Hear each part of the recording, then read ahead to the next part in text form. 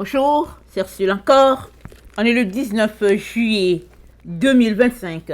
Alors, je viens sur la trompette aujourd'hui encore et je viens proclamer le retour de notre Seigneur Jésus-Christ. Amen.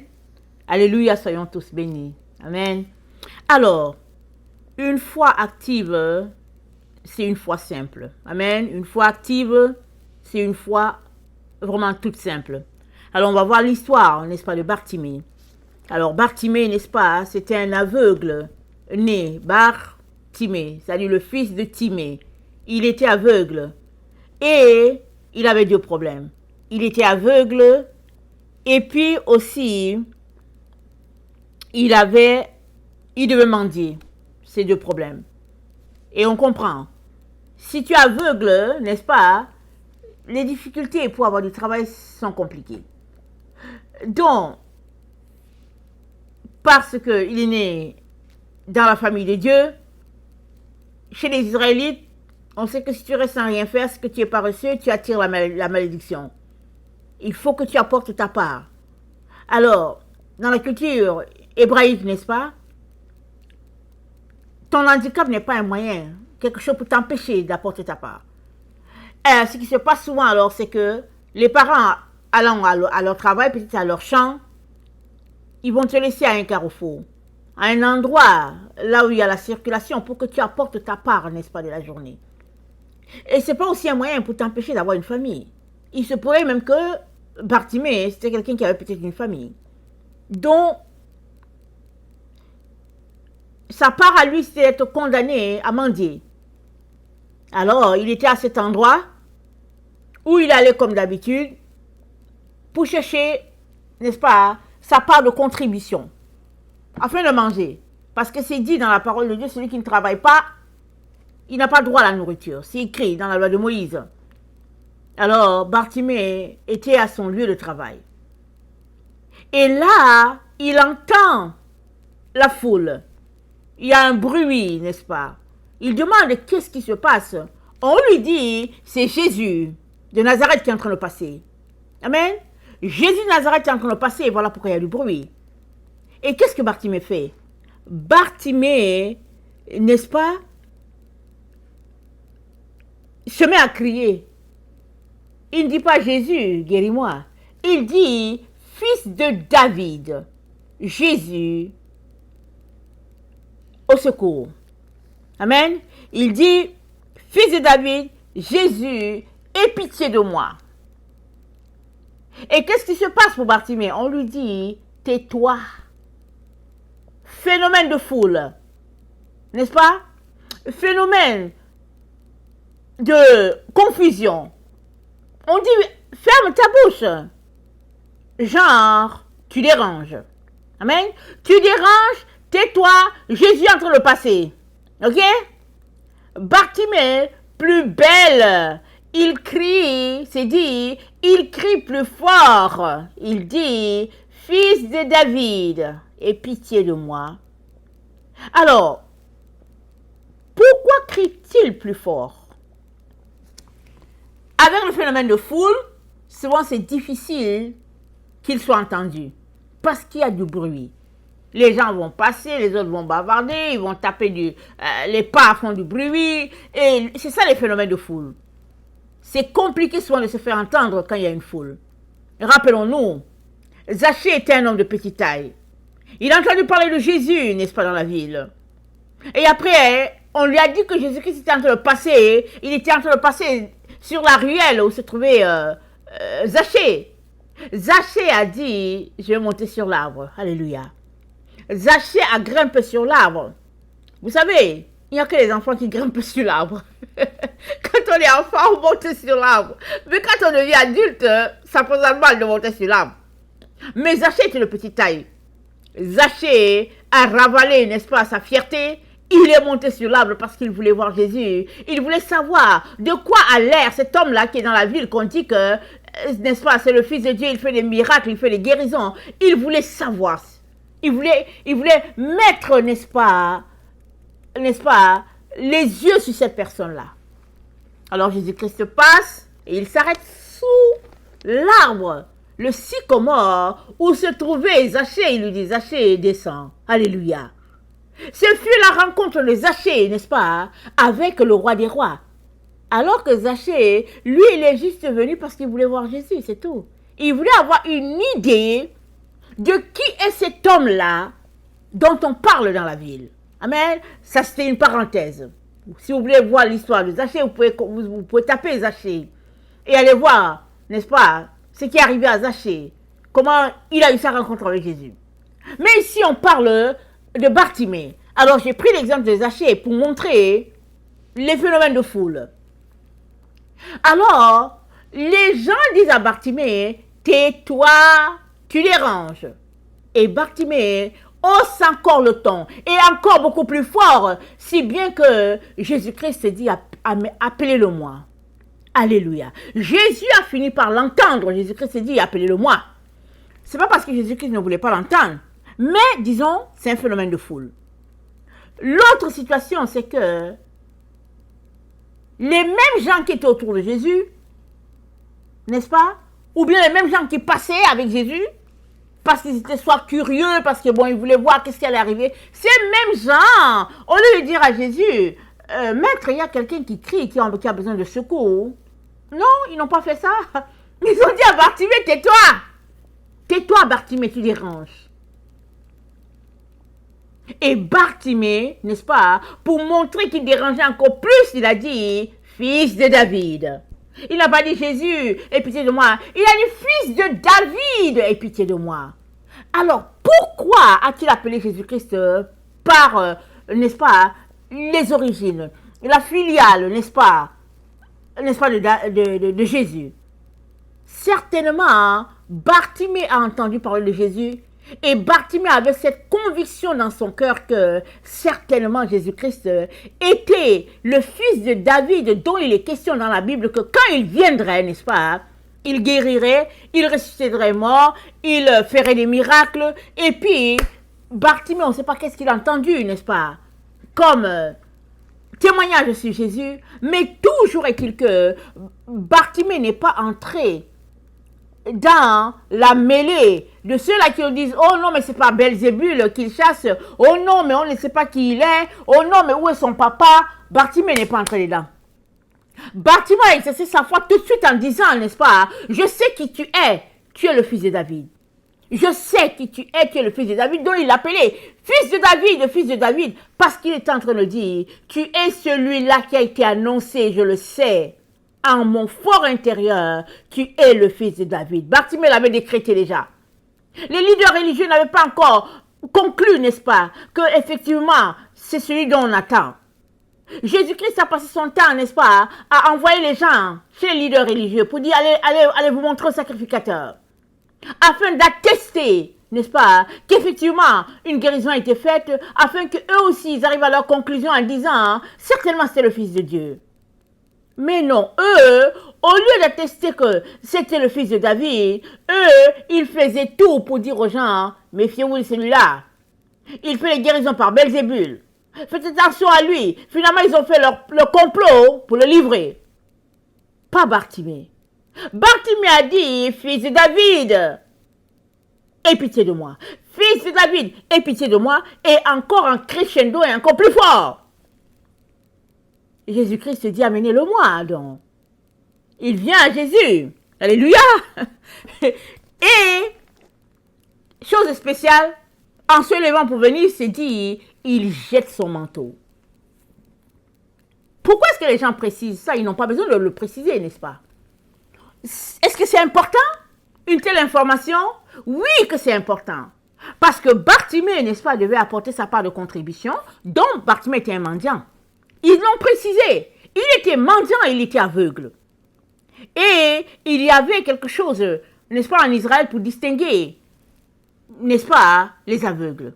Tout comme ici, les personnes qui sont non-voyantes, qui sont malvoyantes, pardon, elles ont souvent le chien avec eux, ou bien elles ont souvent un bâton de couleur blanche.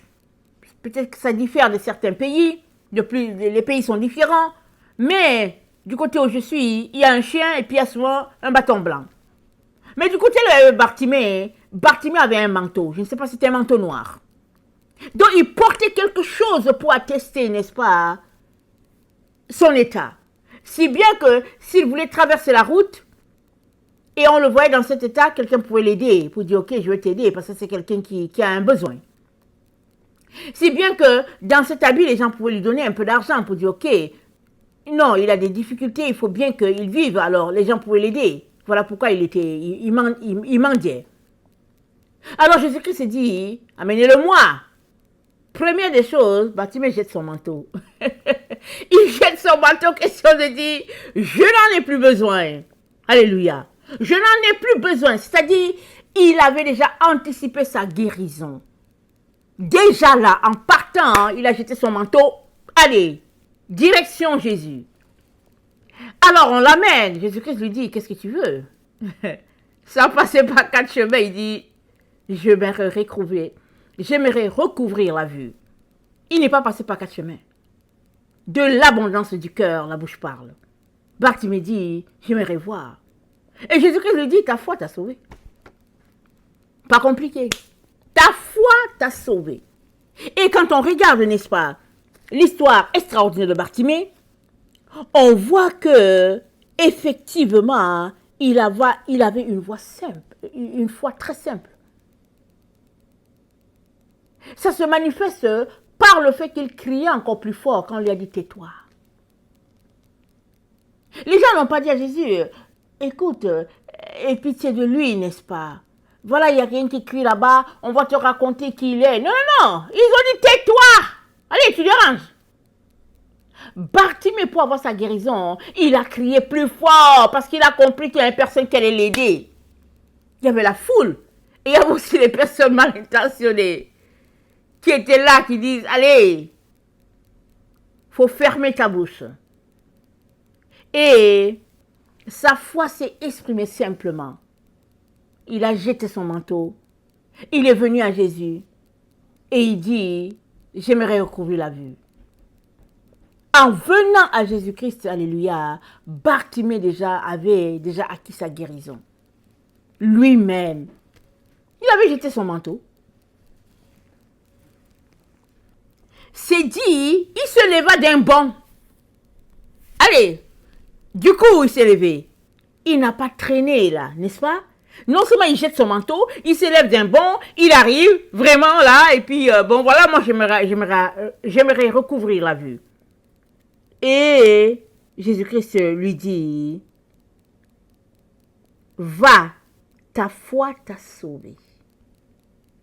La foi de Bartimée, simple, ça l'a rendu la vue. Et c'est ce que Jésus-Christ aimerait, n'est-ce pas, qu'on puisse avoir dans notre vie, au quotidien, une foi simple. Croire tout simplement que ce qui est impossible à l'homme est possible avec Dieu. Et malgré les obstacles, Jésus-Christ aimerait qu'on continue de croire, quand bien même tout nous montre qu'il faudrait arrêter de croire. On a la même situation qui s'est passée, n'est-ce pas, avec la fille de 12 ans. Le chef de la synagogue, il vient voir Jésus, il dit, Seigneur, ma fille est en train de mourir. Jésus-Christ lui dit, allons-y. En direction, n'est-ce pas, de la maison de cet homme-là, il y a une femme qui vient. Elle touche Jésus. Elle aussi, elle reçoit sa guérison. Alors, ça retarde, n'est-ce pas, le processus. Et maintenant, voici la foule qui revient, qui dit au leader de la synagogue, ça vaut plus la peine. Ta fille est morte. Pourquoi déranger encore le maître? C'est fini, elle est partie. Jésus-Christ lui dit quoi? Ne crains pas. Crois seulement. Qu'est-ce qu'il dit? Ne t'occupe pas de cela. Crois seulement que tes circonstances qui sont là, visibles, n'est-ce pas, ne t'empêchent pas de continuer d'exercer la foi. Parce que c'est Dieu qui guérit. C'est Dieu l'auteur des miracles, ce n'est pas ces hommes-là. Alors quand Jésus-Christ arrive dans la maison, il fait sortir tout le monde. Parce que ils vont véhiculer, n'est-ce pas, le manque de foi. Ils sont là pour voler la bénédiction de Dieu parce que tout le monde pleurait là-bas. Ils disent, oh, la fille est morte, tout le monde pleurait. Jésus-Christ a pris 3 personnes avec qui il était souvent. Les 3, je comprends qu'ils avaient souvent la foi. Pierre, Jean et Jacques. Il n'a pas pris Thomas avec lui. On sait comment Thomas agissait. Jésus-Christ n'a pas pris Thomas avec lui. Il y avait les 3 que Jésus-Christ avait avec lui. Et il a fait sortir tout le monde. Et il a gardé le papa de la fille et puis la mère. Parce que les parents, ils veulent toujours que leur enfant soit en vie. Les autres, ben voilà. Les autres, c'est autre chose. Mais des parents, ils veulent toujours que leurs enfants soient en vie. Et Jésus-Christ leur dit, mais arrêtez, pourquoi vous faites du bruit? Elle dort. Tout le monde rit. Il se moque de lui. Mais il prend la fille par la main pour dire, jeune fille, lève-toi. Et voilà, la fille ouvre ses yeux. Une foi simple. Tout simple. Il dit au père, crois. Ne t'occupe pas du bruit qui est autour. Des barrières. Des obstacles. De tout le cinéma qui est autour là. Ne t'occupe pas. Continue d'exercer ta foi et de croire que Dieu est le seul qui peut faire quelque chose pour toi. Amen. Et revenant dans la situation de Bartimée, n'est-ce pas? C'était à Bartimée d'élever la voix pour crier plus fort que la foule, afin que Jésus-Christ l'entendisse. La foule passait. Et il était aveugle.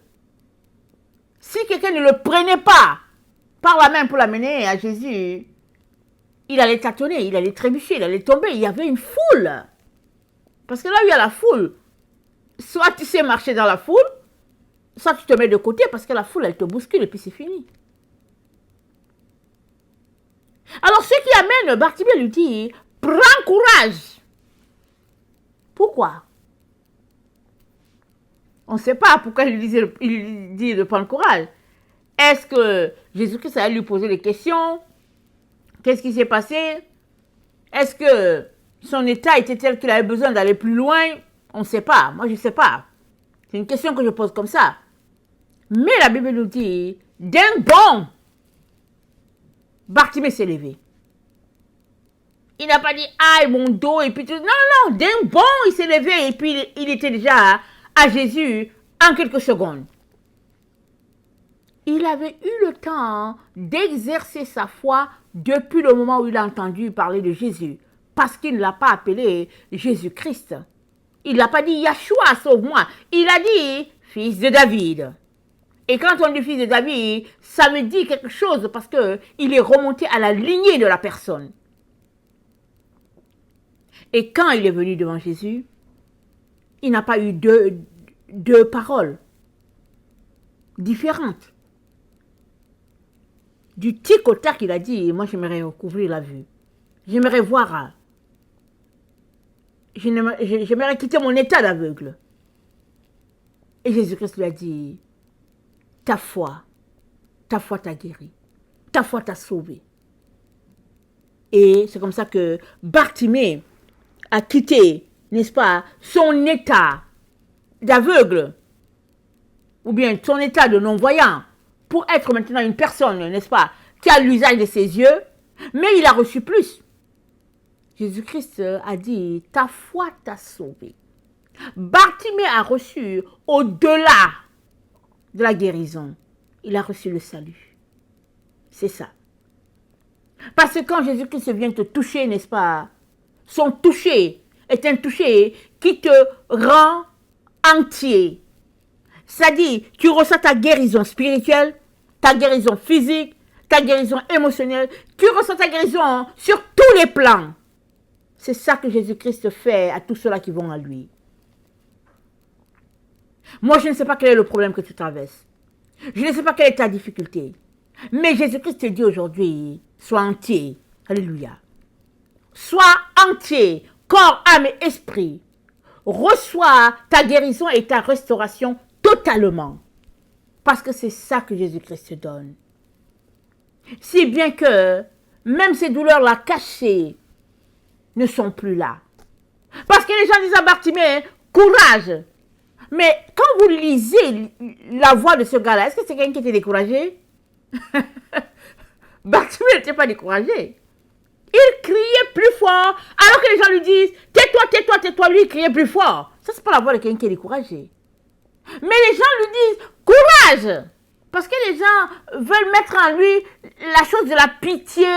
Et puis bon, voilà, Bartimée qui vient pour dire, non, mais s'il te plaît. Non, non, non, Bartimée n'était pas dedans.